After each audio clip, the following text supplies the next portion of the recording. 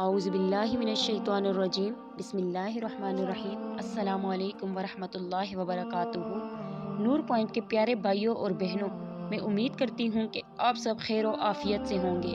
اللہ رب العزت سے دعا گو ہوں کہ آپ سب کو خیر و عافیت سے رکھے، آمین۔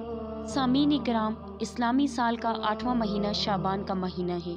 اس مہینے کو رجب اور رمضان کے مابین یعنی درمیان ہونے کی وجہ سے شعبان کہا جاتا ہے۔ حضرت عائشہ رضی اللہ تعالی عنہ فرماتی ہیں کہ نبی علیہ السلام کو شعبان کا مہینہ بہت پسند تھا اور نبی علیہ السلام شعبان میں کثرت سے روزے رکھتے تھے اور زیادہ تر عبادت میں مشغول رہتے تھے۔ نبی علیہ السلام نے ارشاد فرمایا، شعبان میرا مہینہ ہے اور شعبان کے مہینے میں اپنے گناہوں کو اپنے آنسوؤں سے دھونے کا اہتمام کرنا چاہیے، جس سے انسان کے دل پاک ہو جائیں۔ شعبان کے روزے نفلی عبادت ہے۔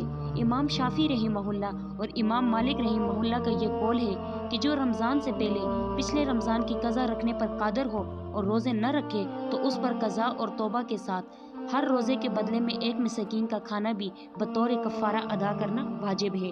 ان روزوں کا درجہ فرائض کے ساتھ سنت موقدہ جیسا ہے، جو فرائض سے پہلے اور بعد میں پڑھے جاتے ہیں، جو فرائض کے نقص کو پورا کرنے میں شمار ہوتے ہیں۔ شعبان کی بھی 15ویں شب کو آسمانی دنیا یعنی نیچے والے آسمان پر نازل ہوتے ہیں۔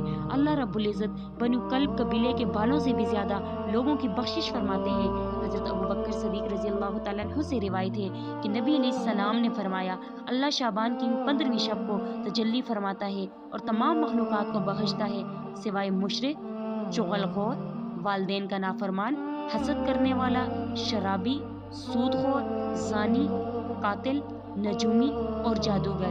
ان کے علاوہ تمام لوگوں کی بخشش ہوتی ہے۔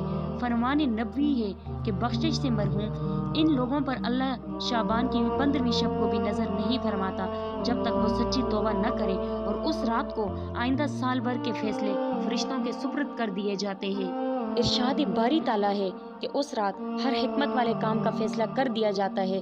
حضرت عائشہ سے مروی ہے کہ نبی علیہ السلام نے فرمایا، اس رات اس سال جس بچے نے پیدا ہونا ہوتا ہے اور جس کا انتقال ہونا ہوتا ہے لکھ دیا جاتا ہے، اور سال بھر کے اعمال اٹھا لیے جاتے ہیں اور اللہ رب العزت کے حضور پیش کر دیے جاتے ہیں، اور سال بھر کا رزق نازل کیا جاتا ہے۔ احادیث سے ثابت ہوتا ہے کہ شعبان کی 15ویں شب رحمتوں اور مغفرتوں کی رات ہے، لیکن کچھ بد نصیب ایسے ہیں جن کی مغفرت اور بخشش اس بڑی رات میں بھی نہیں ہوتی، یہاں تک کہ وہ توبہ کر لیں۔ اس رات فرشتوں کو سال بھر کے اہم امور کا پروگرام دیا جاتا ہے۔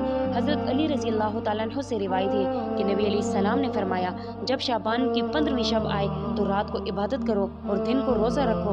اللہ کی رحمت غروب آفتاب کے وقت نیچے والے آسمان پر نزول فرماتی ہے۔ اللہ رب العزت فرماتا ہے، کوئی ہے جو مجھ سے بخشش مانگے اور میں اس کو بخش دوں، کوئی ہے جو مجھ سے رزق مانگے اور اس کو میں رزق دوں، کوئی ہے جو مجھ سے عافیت اور سلامتی مانگے میں اس کو عافیت اور سلامتی دوں، حتیٰ کہ صبح صادق طلوع ہو جاتی ہے۔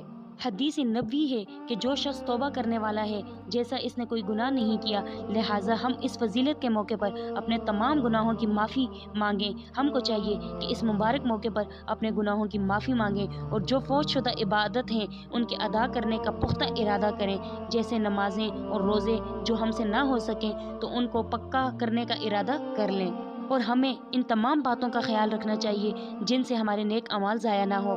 رمضان کے استقبال کے لیے شعبان سے ہی تیاری کرنی چاہیے۔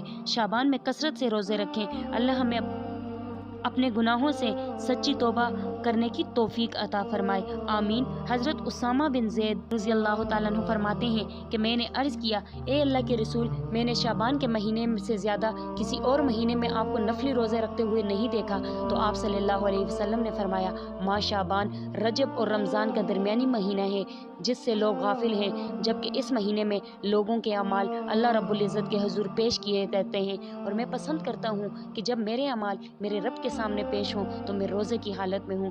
رمضان کے بعد سب سے افضل روزہ، حضرت انس رضی اللہ تعالیٰ عنہ سے روایت ہے کہ نبی علیہ السلام سے پوچھا گیا، رمضان کے بعد سب سے افضل روزہ کون سا ہے؟ تو آپ صلی اللہ علیہ وسلم نے ارشاد فرمایا، وہ شعبان کے روزے ہیں۔ رمضان کی تعظیم کے لیے شعبان کے اکثر حصے میں نبی علیہ السلام روزہ رکھتے تھے۔ اعمال کا اللہ کے سامنے پیش کیا جانا ماہ شعبان کی فضیلت اور اہمیت کا اس امر سے بھی اندازہ لگایا جا سکتا ہے کہ اس مہینے میں بندوں کے اعمال اللہ کے حضور پیش کیے جاتے ہیں۔